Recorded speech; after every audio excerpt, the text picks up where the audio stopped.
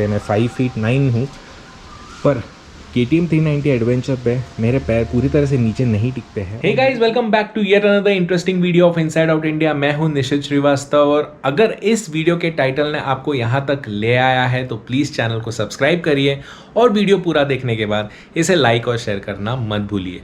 तो दोस्तों, जैसे आपको पता ही होगा, मेरी जो हिमालयन है वो काफ़ी ख़राब हो चुकी है, उसके काफ़ी कुछ पार्ट्स रिप्लेस करने हैं। इन शॉर्ट उसे एक कंप्लीट अपग्रेड या मेक ओवर की ज़रूरत है। और इसी दौरान मेरे एक फ्रेंड की KTM 390 एडवेंचर मेरे पास आई, बट ऑब्वियसली उसको कुछ एक्सेसरीज बिठाने थे। तो जब मैं इस बाइक पे काम कर रहा था KTM 390 एडवेंचर पे, तब मेरे दिमाग में एक विचार आया कि क्या सच में ही हिमालयन ओनर्स ने KTM 390 एडवेंचर को कंसीडर करना चाहिए एज एन अपग्रेड। क्योंकि ऐसे काफ़ी राइडर्स हैं जिनकी बाइक पुरानी हो चुकी है, मतलब मेरे जैसे जो राइडर्स हैं जिनके पास हिमालयन 4 से 5 साल तक है। क्या इन राइडर्स के लिए KTM 390 एडवेंचर एक अच्छा अपग्रेड बन सकती है? तो इस वीडियो के थ्रू मैंने KTM 390 एडवेंचर को अपने हिमालयन ओनर के पॉइंट ऑफ व्यू से जज किया हुआ है। मतलब एज एन हिमालयन ओनर मुझे KTM 390 एडवेंचर के बारे में क्या लगता है, और सच में ही KTM 390 एडवेंचर एक अच्छा अपग्रेड बन सकती है हिमालयन ओनर्स के लिए, यही सब मैंने इस वीडियो में दिखाया। तो प्लीज़ वीडियो के साथ बने रहिए, पूरा वीडियो देखिए क्योंकि काफ़ी इंटरेस्टिंग रहने वाला है। चलिए शुरू करते हैं। So guys, here are the bikes in front of us, Himalayan and KTM Adventure 390। और मैं सिद्धार्थ को थैंक यू बोलना चाहता हूँ क्योंकि उसने अपनी बाइक दी हमें शूट करने के लिए, तो thank you so much Siddharth. तो सबसे पहला पॉइंट जिस पर मैं इसको जज करना चाहता हूँ, और बहुत सारे लोग इसको जज करते हैं, कोई भी मोटरसाइकिल हो, वो है लुक्स के डिपार्टमेंट में। क्योंकि सबसे पहले जब भी हम लोग जाते हैं शोरूम पे, तो बाइक के लुक्स ही सबसे ज़्यादा मायने रखते हैं, और सबसे ज़्यादा डिसीजन मेकिंग पॉइंट जो रहता है वो लुक्स के ऊपर ही रहता है। तो जो KTM की बाइक्स है वो हमेशा से लुक्स के बारे में फर्स्ट क्लास रही है। Right from Duke 200, 125, 390, RC series, ये सारी बाइक्स जो है वो लुक्स के मामले में बढ़िया रही है, और KTM adventure 390 is no exceptional. मतलब इस रूप में भी, जहाँ ये बंदे ने अपनी बाइक जो है वो पूरी ब्लैकआउट की हुई है, रैप किया हुआ है। ये बाइक जो है वो ऑरेंज एंड ग्रे कलर की है, पर उसने सारे ऑरेंज एलिमेंट्स को ब्लैक कर दिया है। इस अवतार में भी बाइक बहुत बढ़िया दिखती है। इसका मतलब ये नहीं कि हिमालयन जो है वो लुक्स के मामले में अच्छी नहीं दिखती है। ये हिमालयन का एक अलग ही स्टैंड है लुक्स के मामले में। कुछ थोड़ी सी रॉ लगती है, कुछ थोड़ी नेकेड सी लगती है, पर अगर हम दोनों को आजू बाजू कंपेयर करें तो definitely KTM has an upper hand. KTM ज़्यादा अपीलिंग लगती है, और बहुत सारे लोगों को ये शोरूम पे जाने के बाद फिर इसमें कोई भी कलर ऑप्शन हो वो डेफिनेटली अपीलिंग लगेंगे। तो ये तो हो गई लुक्स की बात। अब ओवरऑल अपीयरेंस की बात करते हैं। जो सेकंड पॉइंट है वो मैंने अपीयरेंस का लिया हुआ है। अभी अगर हम देखेंगे तो KTM और अगर हिमालयन में हम लोग कंपेयर करते हैं, तो जो हिमालयन का ओवरऑल अपीयरेंस है वो काफ़ी राउंडिश है। मतलब हर जो चीज़ है वो ज़्यादा राउंड शेप में है।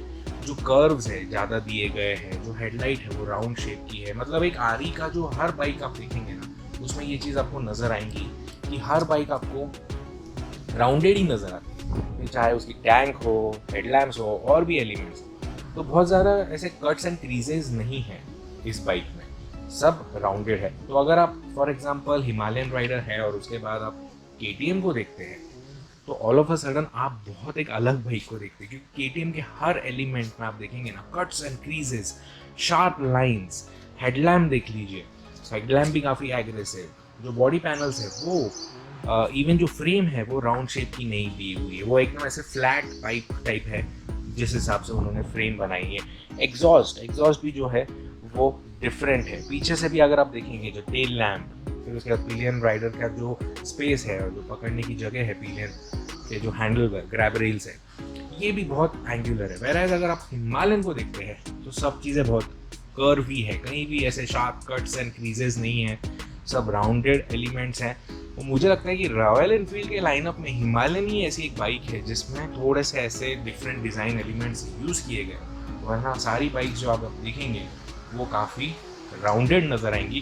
वेरएज इस सेगमेंट में अगर आप देखेंगे KTM सबसे ज़्यादा अपीलिंग लगती है because of its cuts and creases. तो लुक एंड स्टाइलिंग में KTM का कोई जवाब नहीं। थर्ड जो पॉइंट मैंने यहाँ शॉर्टलिस्ट किया है अब यहाँ तो लुक्स हो गए, स्टाइल हो गए, इसके बाद हम लोग जाते हैं बाइक पे। जब एक राइडर फर्स्ट टाइम बैठता है तो उसको क्या फील होता है। अब यहाँ जो राइडर है वो है हिमालयन का राइडर। जो हिमालयन का राइडर अगर सबसे पहली बार KTM एडवेंचर 390 पे ऊपर बैठता है जस्ट टू जज व्हाट इट इज, तो पहली बात उसको नजर आएंगी कि ये जो बैठने के बाद उसको जो फील होगा वो है कि इसका जो सीट हाइट है वो बहुत ज़्यादा उसको नजर आएंगी एज कम्पेयर टू हिमालयन। उसको इसकी सीट हाइट ज़्यादा लगेगी। मुझे भी यही लगा था, मतलब मुझे ये हिमालयन की सीट हाइट बहुत कंफर्टेबल है।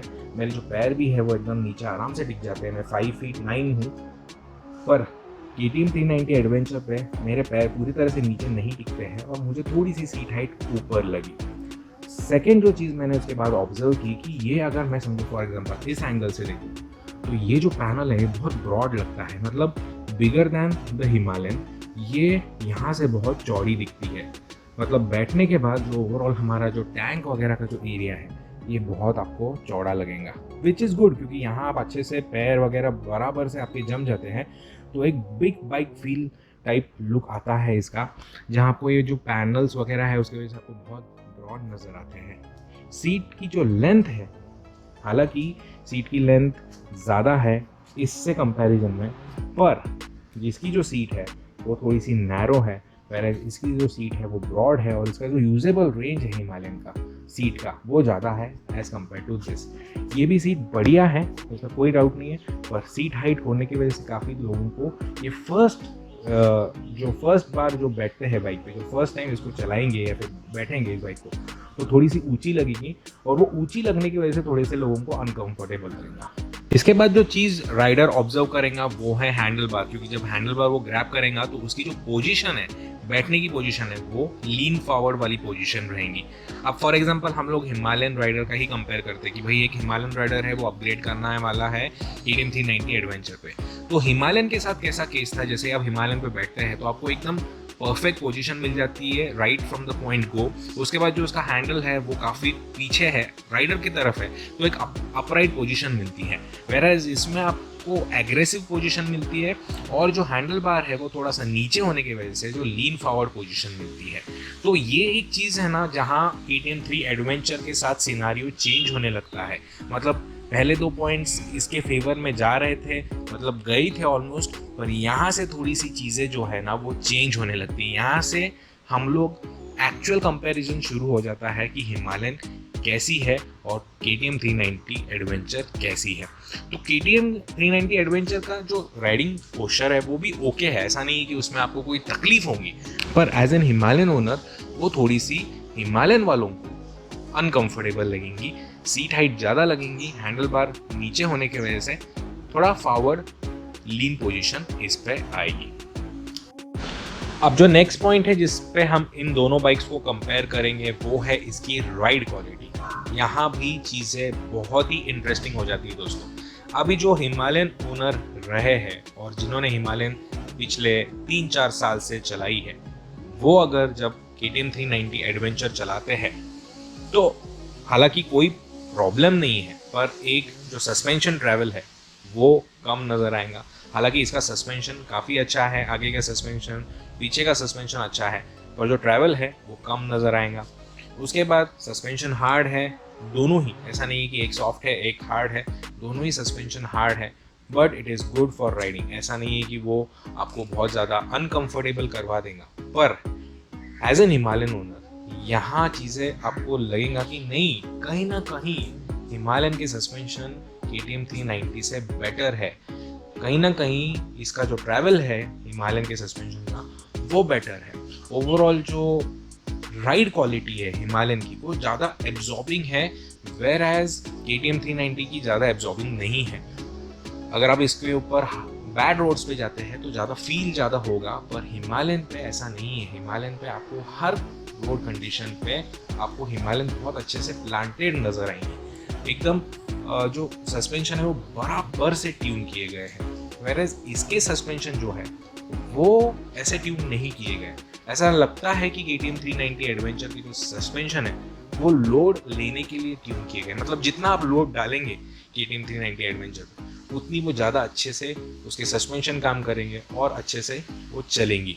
वेराज हिमालयन का ऐसा नहीं है। हिमालयन पे आप लोड डालो नहीं डालो, उसकी राइड क्वालिटी आपको ज़बरदस्त नज़र आएंगी। तो यहाँ भी बहुत सारी चीज़ें चेंज हो जाती है और स्पेशली हिमालयन ओनर्स तो ये चीज़ें ऑब्जर्व करेंगे ही करेंगे KTM 390 के साथ। तो यहाँ भी ये जो पॉइंट है वो हिमालयन के फेवर में जाता है, जहाँ राइड क्वालिटी आपको हिमालयन की बहुत ही सुपीरियर लगती है।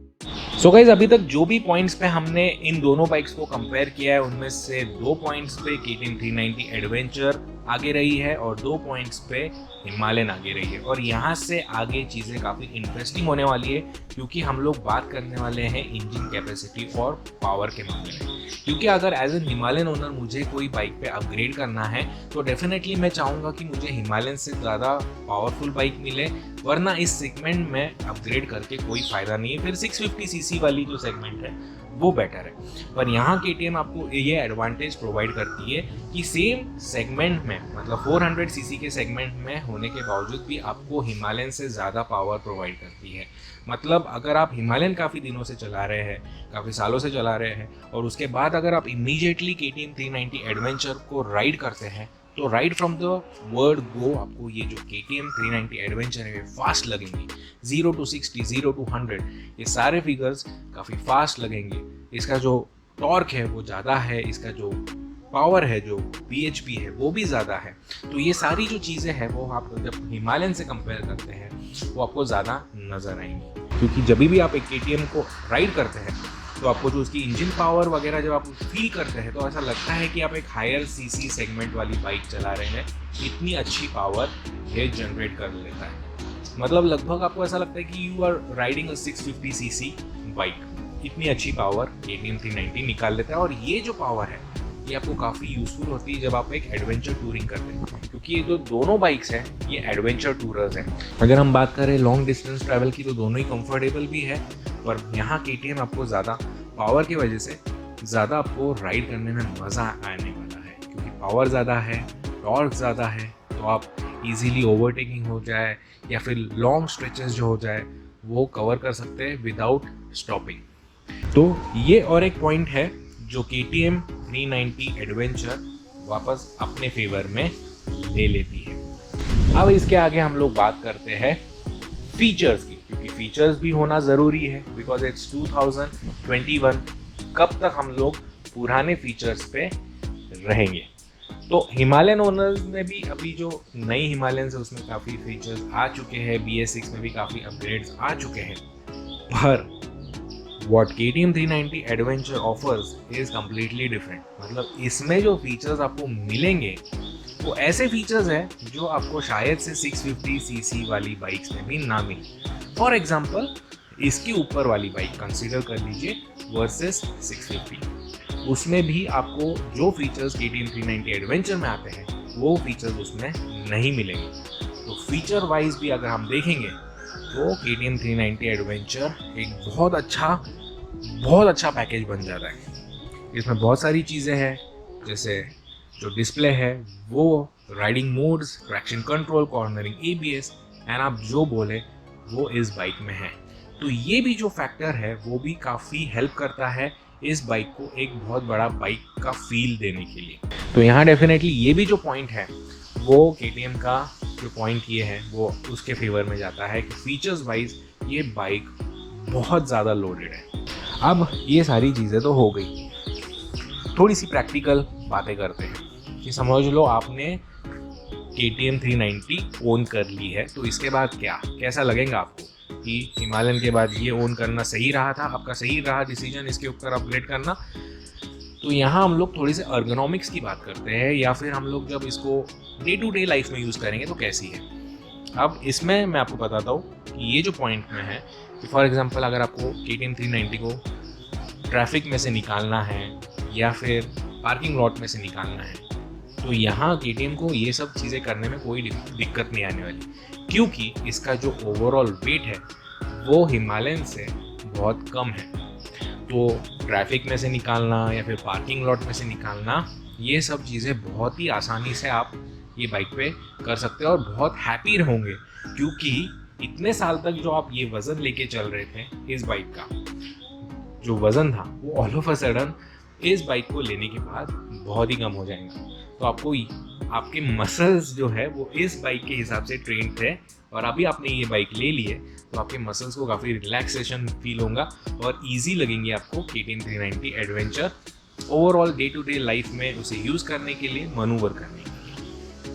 अब दूसरी बात जो है कि ट्रैफिक में इसको कैसे चला सकते हैं, दोनों कैसी है चलाने में। तो हिमालयन ट्रैफिक में चलाने के लिए अच्छी है, no problem. City roads handle करने में बढ़िया है, पॉट होल्स हो, खड्डे हो या फिर इधर उधर से जिगजैग करके निकालने में भी डिसेंट काम करती है। वैसे ही KTM भी करेंगी, पर जहाँ हिमालयन एक थोड़ा सा एडवांटेज प्रोवाइड करती है वो है उसका टर्निंग रेडियस। हिमालयन का टर्निंग रेडियस कम है KTM 390 एडवेंचर से। KTM 390 एडवेंचर का थोड़ा सा टर्निंग रेडियस ज़्यादा है, तो जो आप यू टर्न्स मारेंगे सिटी में या फिर आपको जब टर्न मारना रहता है तब आपको थोड़ा सा इसका ये जो रेडियस है उसका डिसएडवांटेज नज़र आएगा।